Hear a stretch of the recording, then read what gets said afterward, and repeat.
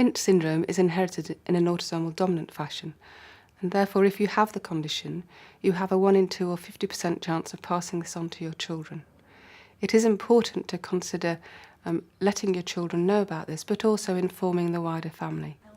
If someone is shown to have the family mutation, they are then diagnosed at being at risk of the conditions associated with Lynch syndrome.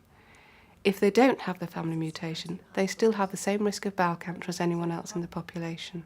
It can be very difficult talking to other members of the family about your diagnosis of Lynch syndrome, and a lot of people find it very hard to tell their children that they're at risk.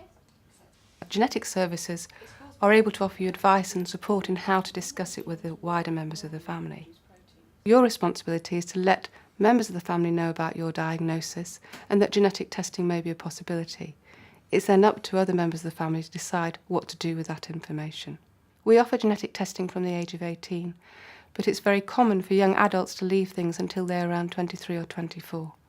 This is because colonoscopies, which is the examination of the large bowel, start from the age of 25, and it can be difficult knowing you have a gene change if you are not then actively entering into a screening programme. The genetic test itself is a blood sample from which we extract DNA, and we run that test alongside a control sample from a family member. A positive result diagnoses Lynch syndrome and confirms that an individual is at high risk of a number of malignancies.